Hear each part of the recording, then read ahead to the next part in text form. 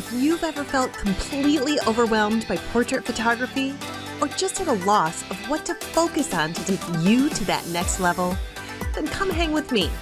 I help guide portrait photographers just like you to stay clear and sharp in camera and with your goals. I'm your host, photographer, educator, and weirdly positive mama of four, Emily Supio. And this is the Stay Focused podcast. Photography advice to help you stay focused. Well, hey, you guys, it's Emily Supio, and thank you so much for pressing play on today's episode of the Stay Focused podcast. Now, I know we have a lot of listeners who have been tuning into the show for a long time, and I know there are some new listeners too. So if that's you, welcome. I want to let everybody know, though, past and new listeners, that the Stay Focused podcast is now streaming, broadcasting in a lot of different places. We are on iTunes. We are on Amazon, iHeartRadio, Spotify. You can also listen right on the Cozy Clicks blog, and you can listen on YouTube now too. Listen and watch. So some of our shows, including this one here, and especially the one where our guests come and join us, you will be able to either watch the full episode or clips from the show. So you can kind of take a peek into what goes on behind the scenes a little bit. So if you are listening on YouTube right now or watching on YouTube, you can also tune in and listen to the show on iTunes or Spotify or on the Cozy Clicks blog too. So I will have all of those links in the show notes for you. But super excited about today's episode because I do have a guest on the show today. This is a friend of mine, someone that I have been chatting with for a long time now, someone who had such a fantastic idea for the photography community and saw a need for something in the photography community that seemed to be missing. And this is especially true for those of you who think you may want to start a business, either a side business or a full business. Jane Goodrich is going to join us on the show today. And now Jane started as a photographer like a lot of us, a new photographer who loved taking pictures of babies, and wanted to do something and evolve into something that's quite a bit more and something that will help you too. So we're going to bring Jane on in just a minute. Now, for those of you who are still a little newer to photography and want to really gain some confidence behind the camera, make sure to download my free manual mode handbook. Yes, this is completely free to you so that you can get more creative control behind that camera. You can do that by going to cozyclicks.com/handbook. All right, you guys, in just a second, I'm going to bring out Jane so she can share her photography journey, her mistakes, what she wants to teach you, and what she eventually created for the photography community. But I want to just ask you to do one thing for me real quick, especially if you've been listening to the show for a while. If you would take a second and head over to iTunes and leave a quick rating and review for the show. And if you have another second, if you would hit that subscribe button too, or if you are on YouTube right now, listening and watching the show, if you would hit the subscribe button there, I would be, let's bring out Jane Goodrich. All right, you guys, I'm super excited to have Jane Goodrich on the show with us today. Hi, Jane. How are you? I'm good, Emily. Thanks for having me. All right. So, Jane, I know not everybody here knows you. I know you are super popular and photographers everywhere are going to know you really, really soon. But can you give us just the quick recap of who you are and how you started in this world of photography? I can give you a quick recap. All Sometimes right. it's hard for me.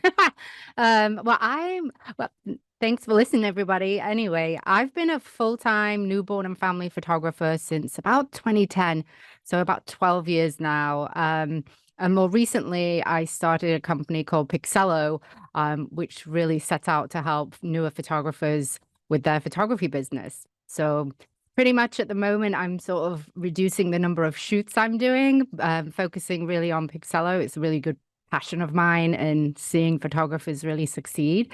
So that's where I am right now. I love that. And Jane, what I love about you and why I was so excited to have you on the show is because number one, you have been, doing this whole photography journey for a long time.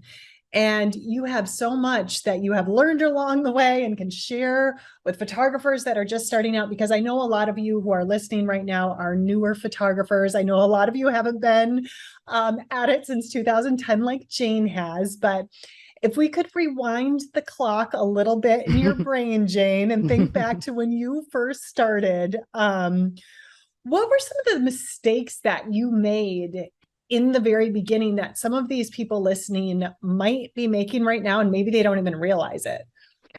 That will probably take about 8 hours, but how about the main ones? How about like what pops I'm up kidding. in your head? What are the main ones? I think one of the first ones that I definitely recommend is like boundaries, right? I thought I should take every client that came along. I shot every type of shoot. I ignored red flags when someone was even rude via email, and I took it anyway. And I also, didn't set my boundaries. I wanted a weekend off, but some client came in and I was like, okay, sure, I'll do it. And then I just ended up resenting it and ended up really pretty quickly resenting photography when really it was my own fault. It was actually me. I had to realize that I was in control of my schedule and not necessarily the other way around.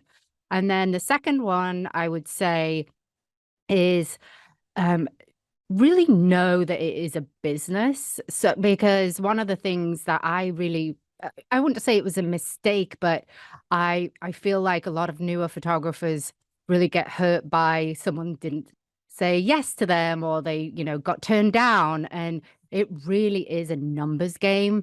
And one piece of advice someone gave me was like, it's a numbers game, both pricing and your clients. The more that you can focus on generating awareness, the more you can, really roll with those people that say you're too expensive, or that don't, or that don't book you because they went to someone down the street. It really is, a numbers game. So I would focus on trying to generate awareness, whether that's SEO, word of mouth, focus on your marketing.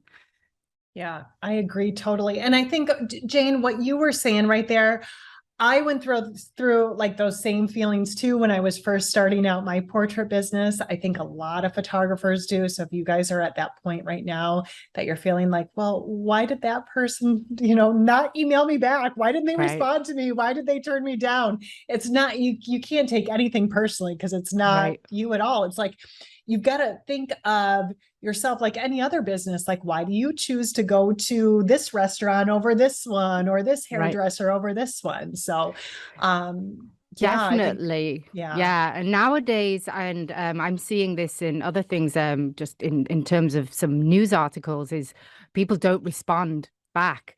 People used to say, oh, we went with another photographer, and now people just don't even bother responding to you. Yeah. So just don't take offense when just someone's ghosted you. It's just people's way nowadays. So yeah, it's, I guess, more time efficient, to not say anything. So they just move ahead. I don't know. I still get that too now, you guys, after, over a decade. So you'll get that.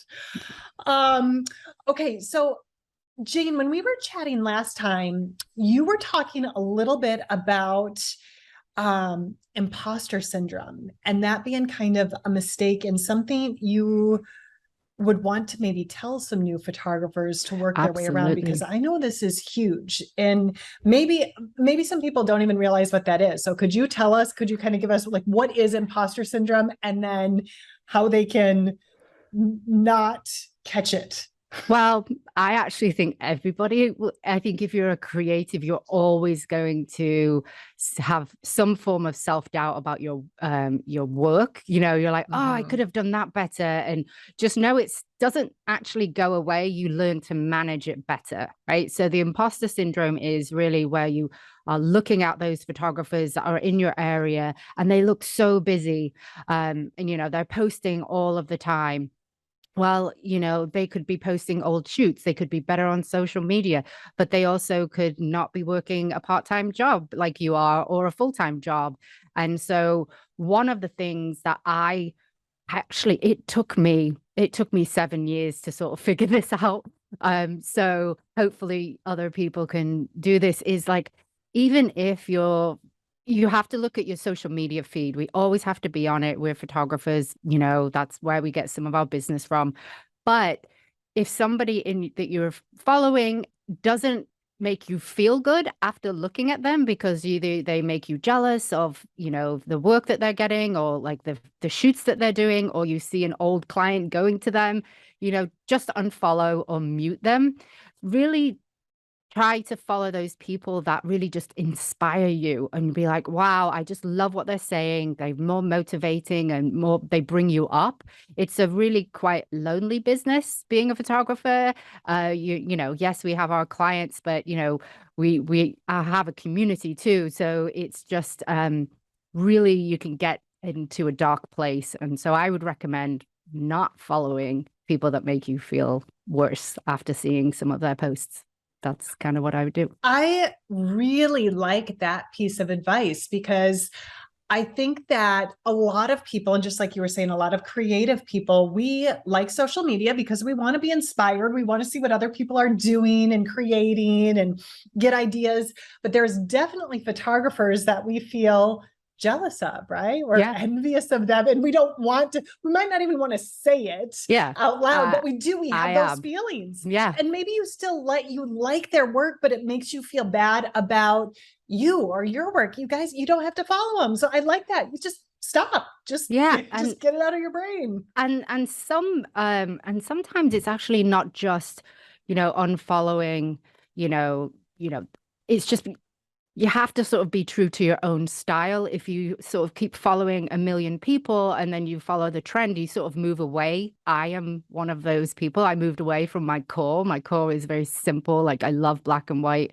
I love simple newborn, but I definitely went down that rabbit hole. And then I was like, why am I not loving my work anymore? And I was like, I'm just gonna do what I started out to do, which is quite simple, and white against white for my newborns. So yeah, you can go down following a trend rabbit path. You still have to maintain your current, you don't want to be that spot color photographer nowadays. And if those newer photographers don't know what that is, it's a trend from 1990 or something. I don't know. I remember. Maybe 2000. Maybe. I remember. Did you do it? I'm sure I did. I'm sure in the beginning I played around with it and I thought, oh, this is so cool. I'm so like above what's going on. But really, I think I did vignettes.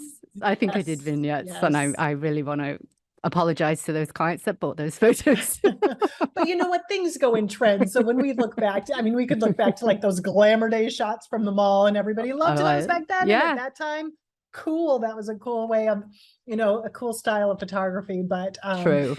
That's true. I like what you were saying, Jane, about also looking at social media, not feeling like you guys have to do what everybody else is doing. Or if, I've seen the trends going where everyone was doing matte and then everyone light and airy or dark and moody or whatever, whatever the trend seems to be going on. And maybe it's not an overall trend. It's just a trend in these people that you follow.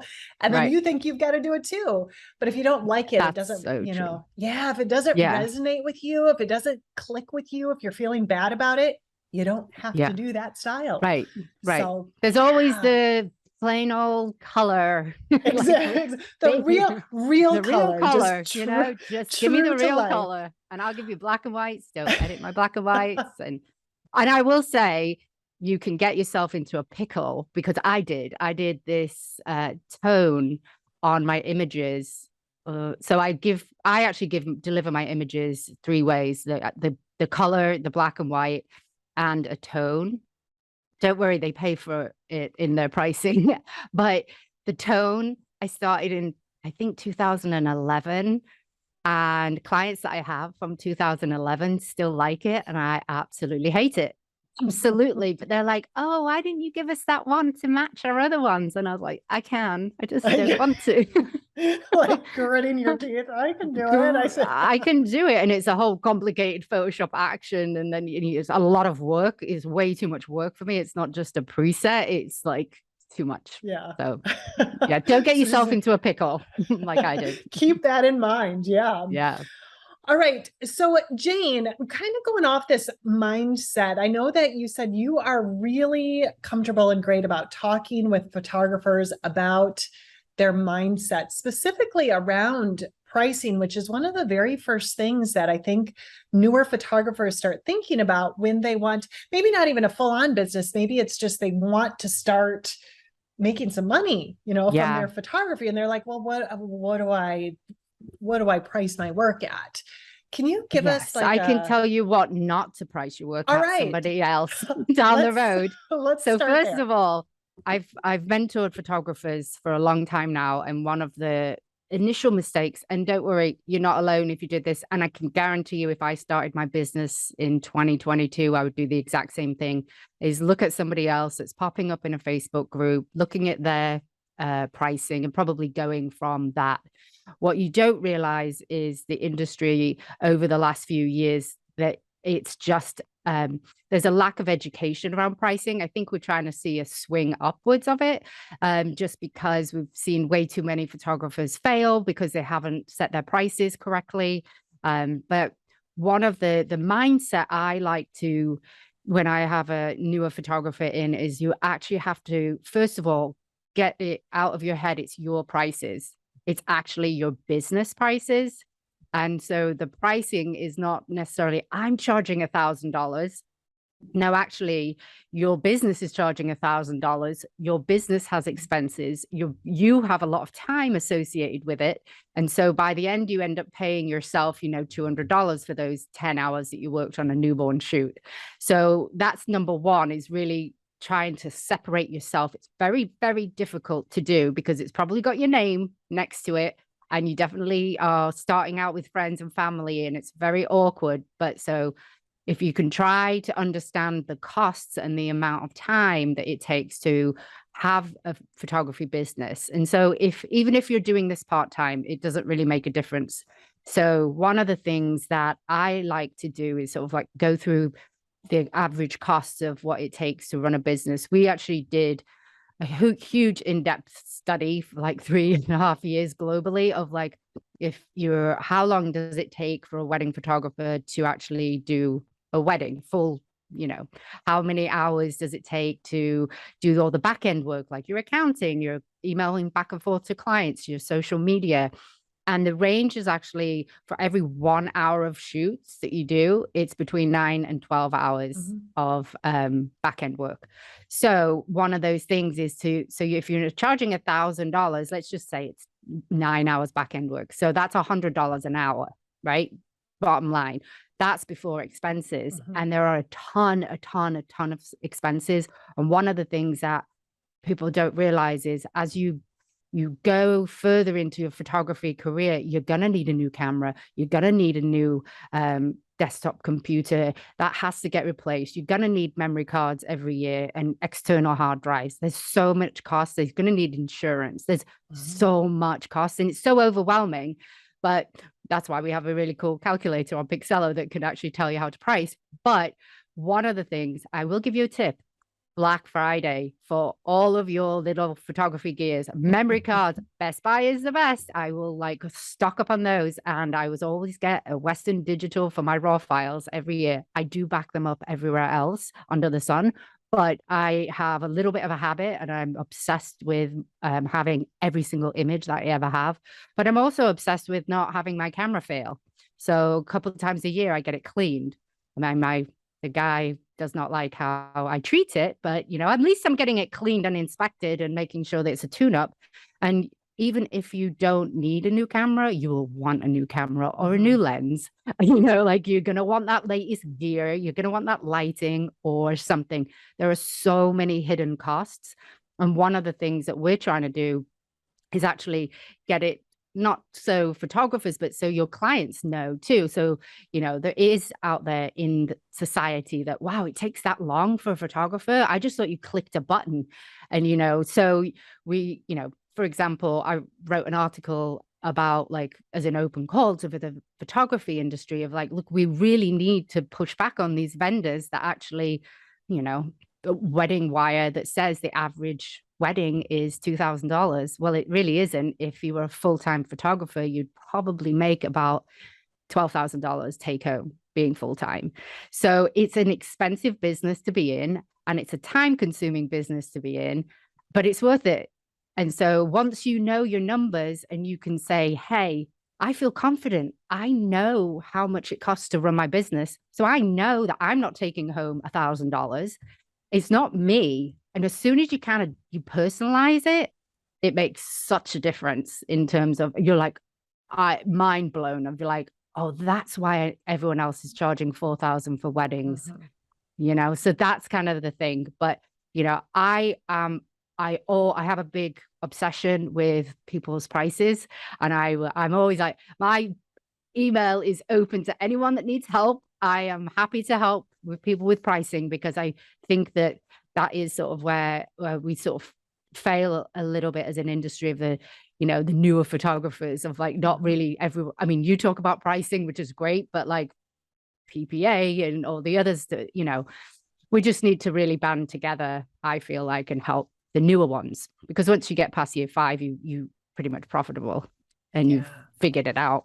You said that very well, Jane. I really like the way you explained that. I hope that connected. I hope that kind of made sense to you guys that are listening, especially if you're, you know, on that path with your photography right now.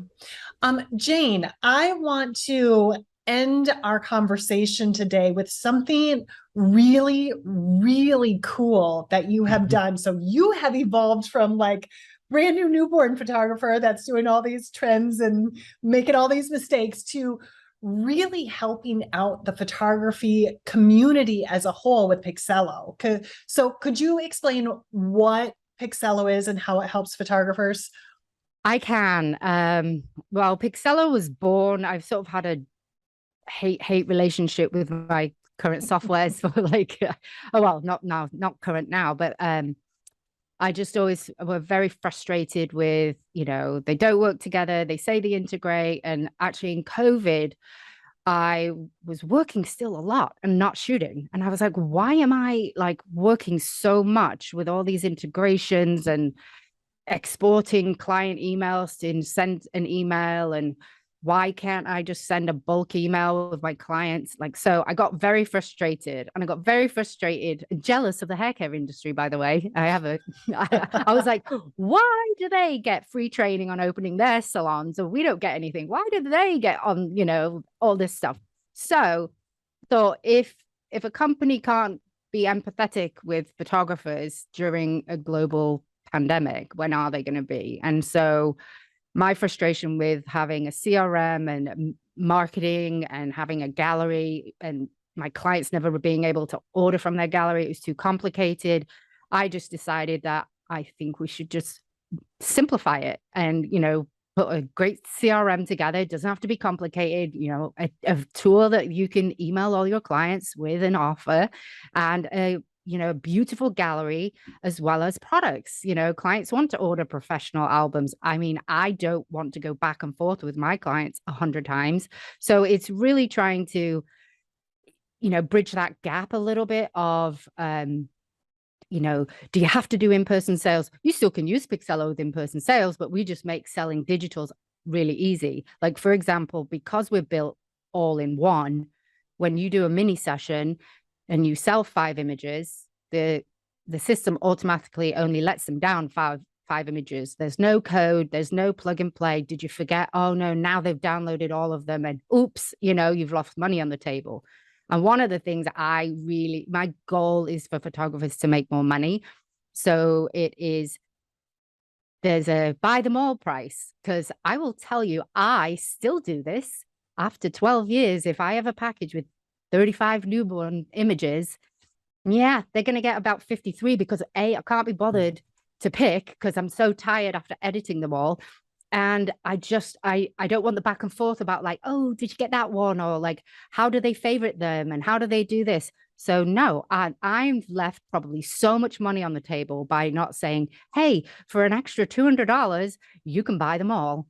So that is one of the easiest things, especially for a new photographer going into mini session season, of being like, hey, I can just make money. Like, I'm going to say it's 5 images and then I'm going to make a boatload of money. And we're already seeing that. And I'm like, yes, yes, yes.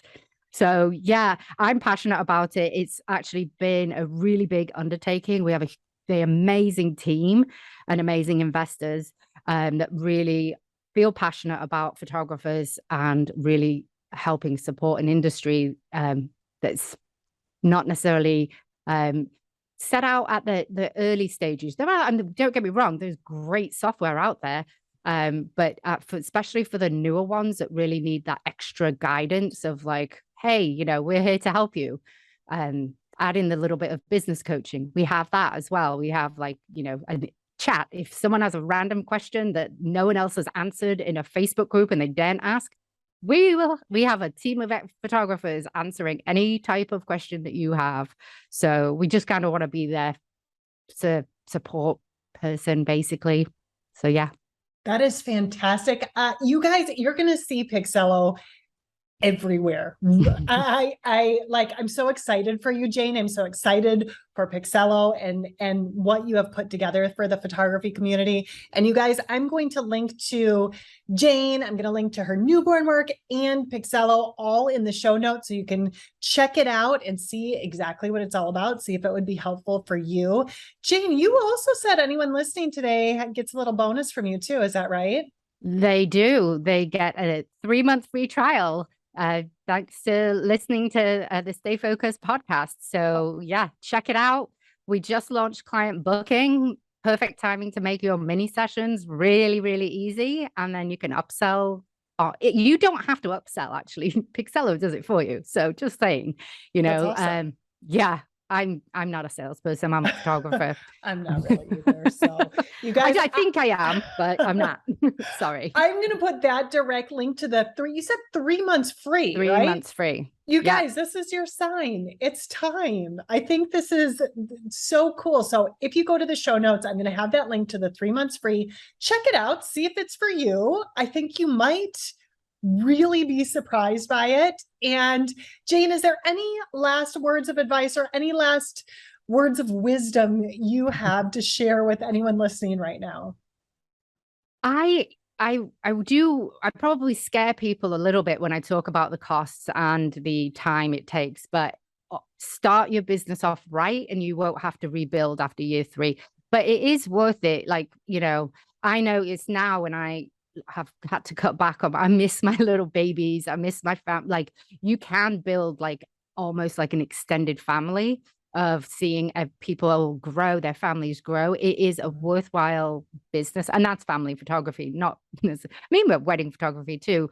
But also, like, there's a saying that it's like the only, and that I love, and I don't know who said it, but like the only photographer that you need to be better than is the one that you were yesterday. And I can't imagine, you know, and so don't beat yourself up over charging incorrect prices or charging low prices. Just change it. And by the way, you can always change your prices back, but I can guarantee you, I'll literally guarantee you that you won't change your prices back. So, but you know that it is, it's just keep making the baby steps and you can do it. Well, thank you so much, Jane. I appreciate you being on the show and sharing so much with the photography community. All right, you guys, I hope that got you excited. I hope that motivated you to take a step toward pricing your photography, maybe starting that side business with photography, or maybe even taking that plunge into a full-time business. And if that sounds like you, make sure to take Jane up on that 3-month free offer. I'm going to link that exact link where you can grab that deal that she is giving all of the Stay Focused podcast listeners in the show notes, wherever you are listening. So wherever you are listening at right now, just make sure to check the description, check the show notes, or go right to cozyclicks.com on today's episode. And you can click that link and grab that deal for yourself. All right, you guys, I have so many cool guests and episodes prepared over the next couple months. I'm so excited to have them come out. So make sure that you've subscribed to the Stay Focused podcast so that you do not miss out. Our episodes air on Wednesdays, but until then, here's to stay in focus in camera and with your goals. Bye, you guys.